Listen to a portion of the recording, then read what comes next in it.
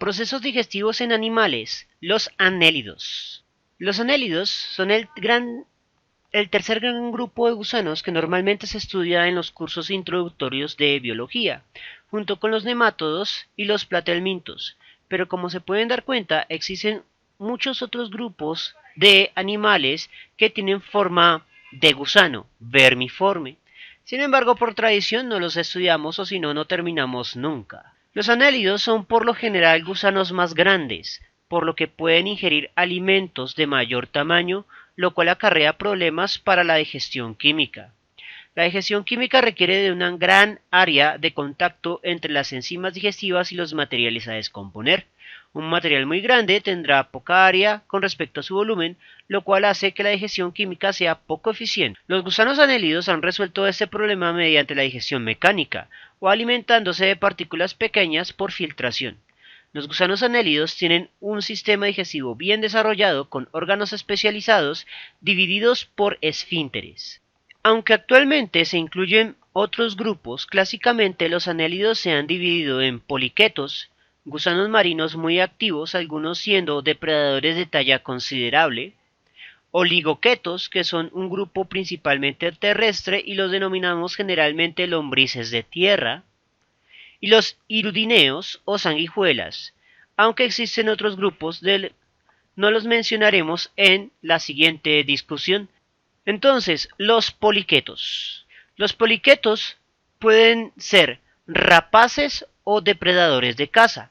Estos animales tienden a movilizarse rápidamente a través del sustrato gracias a los quetos, que son como unas falsas patas que facilitan su desplazamiento. Generalmente estos se alimentan de invertebrados pequeños.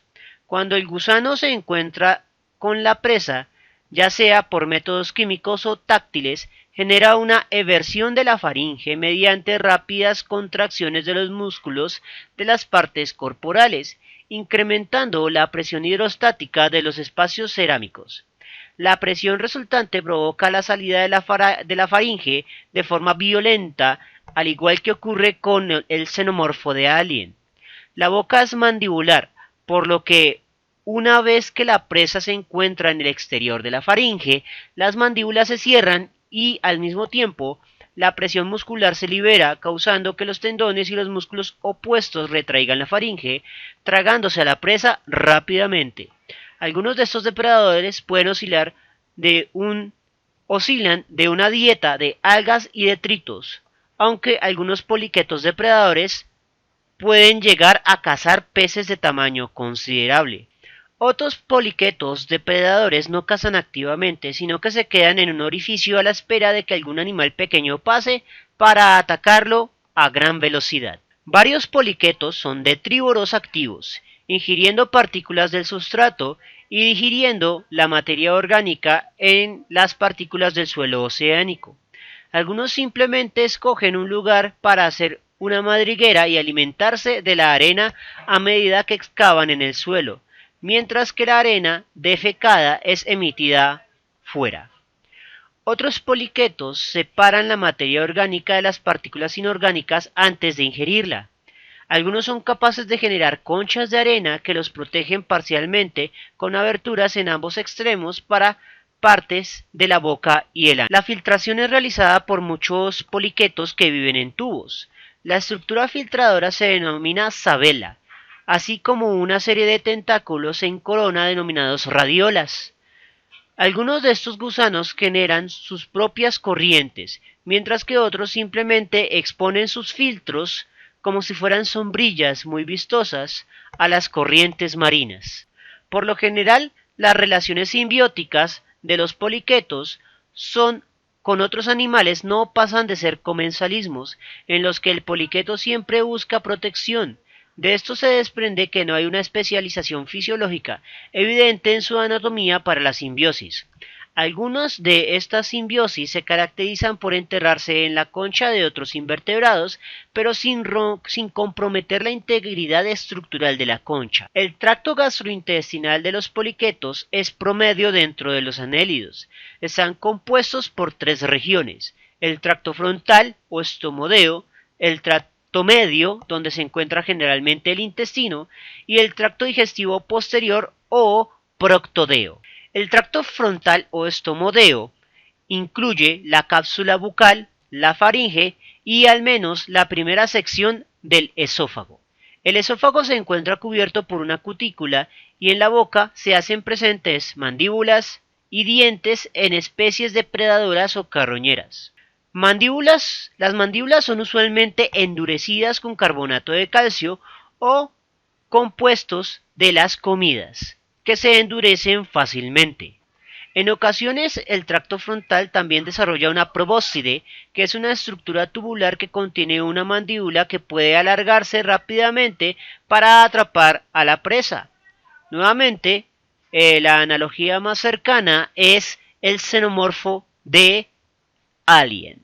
Varias glándulas pueden estar asociadas al tracto frontal o estomodeo, incluyendo glándulas venenosas, glándulas esofágicas y productoras de mucosa para proteger al tubo digestivo de la comida muy dura.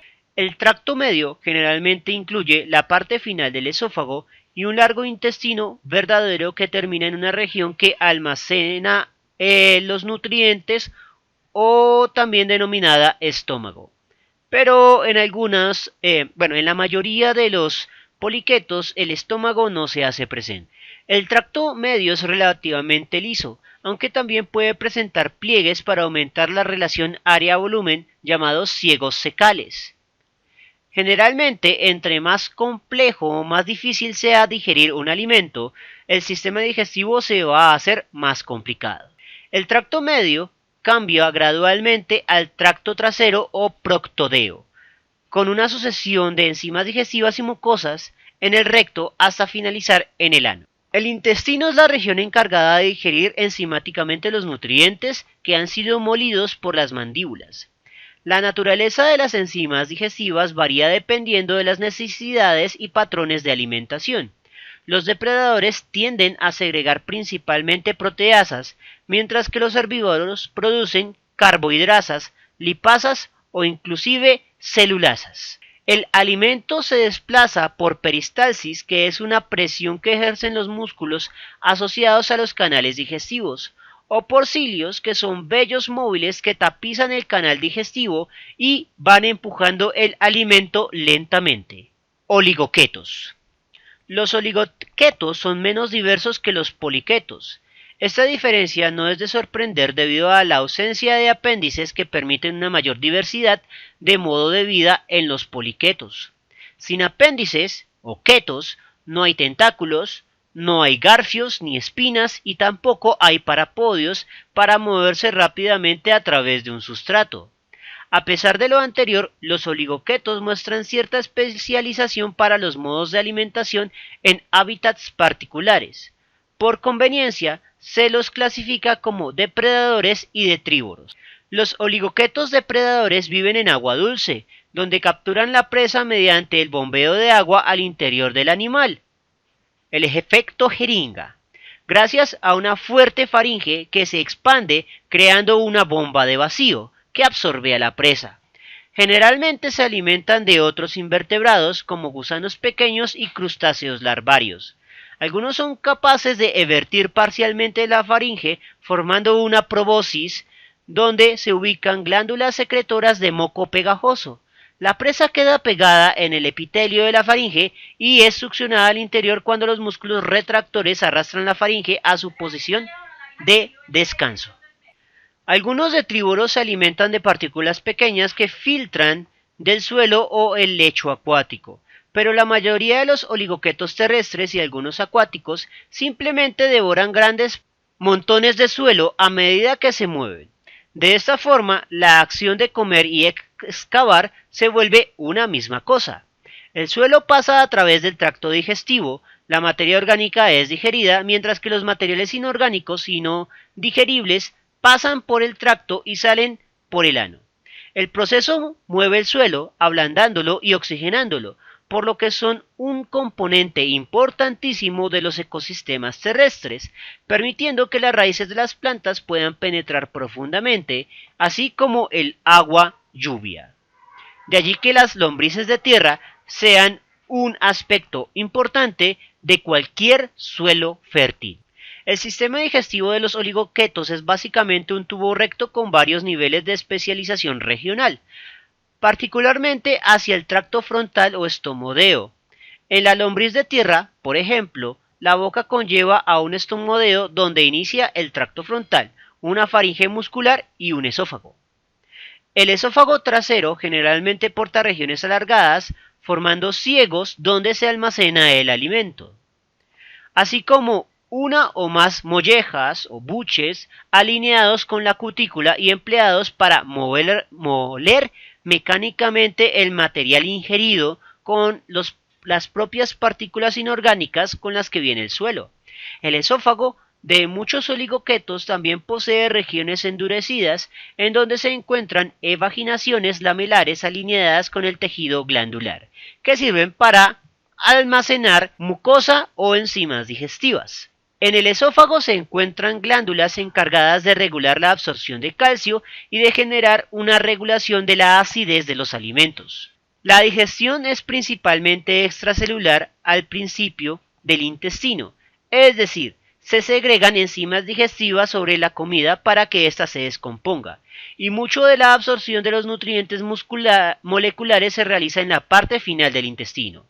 Algunos intestinos tienen bucles o divertículos para aumentar la relación área-volumen y absorber nutrientes de manera más efectiva. También están asociadas las células cloragógenas, que son masas de células pigmentadas que poseen pigmentos verdosos, amarillosos y pardos. Funcionan como un filtro de toxinas semejante a la función del hígado en los vertebrados. Finalmente, los materiales no digeridos, como las partículas del suelo inorgánicas, son conducidos hacia el exterior por medio de un ano. Los hirudineos. Más de la mitad de las especies conocidas de Hirudinoideae son ectoparásitos que se alimentan chupando la sangre u otros fluidos corporales de sus anfitriones. La mayoría de los miembros restantes de esta subclase son depredadores de pequeños invertebrados y hay algunos carroñeros que se alimentan de materia animal muerta. Algunas familias contienen miembros adaptados a un modo de vida particular, pero más a menudo los métodos de alimentación atraviesan las líneas taxonómicas por evolución paralela o convergente. La obtención de alimentos implica las estructuras del tracto anterior o estomodeo, que generalmente incluyen una proboscis o faringe protrusible, nuevamente la analogía del xenomorfo de Alien, o poseen estructuras cortantes en forma de mandíbulas o estiletes. Desafortunadamente se ha trabajado poco sobre los detalles de la alimentación de la mayoría de estos animales. Sin embargo, de todos estos hirudineos, los que más se han estudiado y en los que nos enfocaremos en la discusión presente son las sanguijuelas. Debido a su importancia médica se ha trabajado mucho sobre las sanguijuelas parásitas, especialmente las que afectan al ganado, animales de caza o al ser humano. Las sanguijuelas chupadoras de sangre no son especialmente específicas de un anfitrión y la mayoría no permanece unida a un único anfitrión durante largos periodos de tiempo. Muchas de estas sanguijuelas pueden alimentarse por otros medios cuando no están unidas a un anfitrión adecuado. Algunas especies de sanguijuelas se alimentan exclusivamente de huéspedes invertebrados, incluidos anélidos, incluso otras sanguijuelas, gasterópodos, crustáceos, pero la mayoría de ellas parasitan a los vertebrados. Algunas sanguijuelas son parásitas de miembros de grupos particulares de vertebrados. Por ejemplo, la mayoría de las pertenecientes a Piscicolidae se alimentan de la sangre de los peces, incluidos algunos peces de aguas profundas e hidrotermales, mientras que las que pertenecen al clado Osobranchidae parecen preferir los reptiles acuáticos como las tortugas y los cocodrilos. De todas las sanguijuelas, ninguna ha sido estudiada más intensamente que Hirudo medicinalis, la sanguijuela medicinal. El nombre común se deriva de la práctica de usar estas sanguijuelas para extraer sangre de humanos afectados por enfermedades particulares para las que alguna vez se pensó que tal sangrado era un tratamiento eficaz. Hoy en día, las sanguijuelas se utilizan para reducir los hematomas en áreas del cuerpo que son difíciles de tratar quirúrgicamente y para evitar dejar cicatrices. La sanguijuela produce un poderoso anticoagulante llamado hirudina, que permite que la sangre continúe drenando incluso después de que la sanguijuela se haya extraído. Además del anticoagulante, algunas sanguijuelas producen una serie de otras sustancias químicas, incluidas anestésicos y vasodilatadores, que se están estudiando para su posible uso en la medicina humana. Hirudo y muchos otros miembros de la familia Hirudinidae son relativamente comunes en hábitats de agua dulce tropicales y templadas.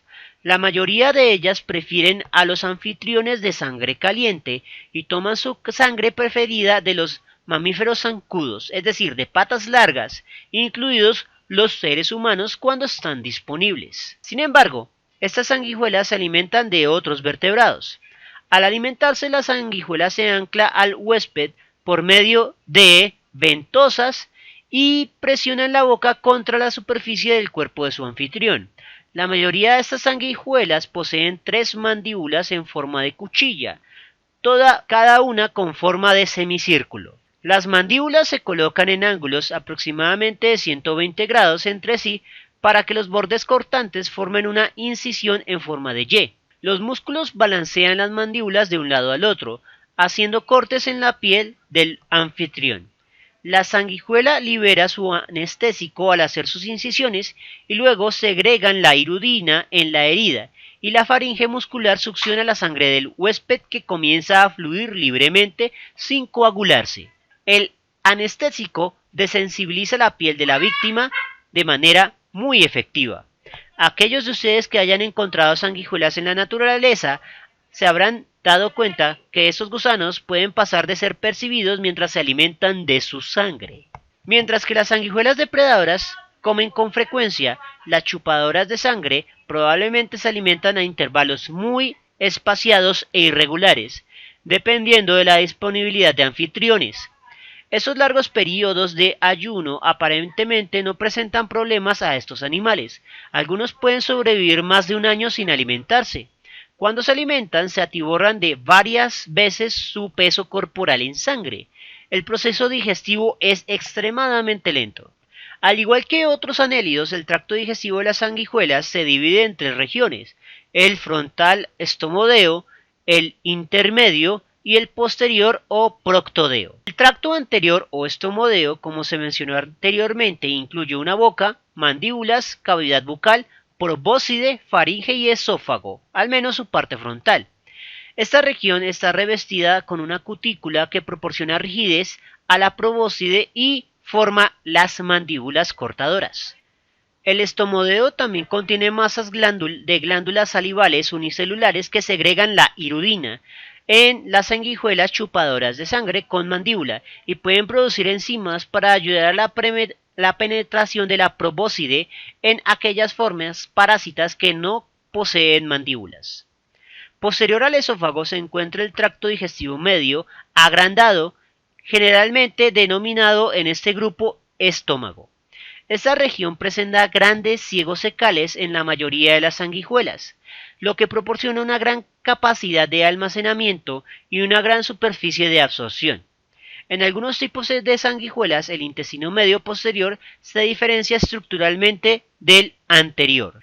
Posteriormente, se encuentra un recto corto conectado al intestino medio con el ano, ubicado dorsalmente cerca de la unión del cuerpo y la ventosa posterior, donde se une la sanguijuela con sus anfitriones. Bien, eso es todo por el momento para la digestión de los anélidos. Si les gustó el video, no olviden suscribirse, darle like y especialmente compartirlo. Eso mantiene vivo a este canal y nos vemos en una próxima oportunidad.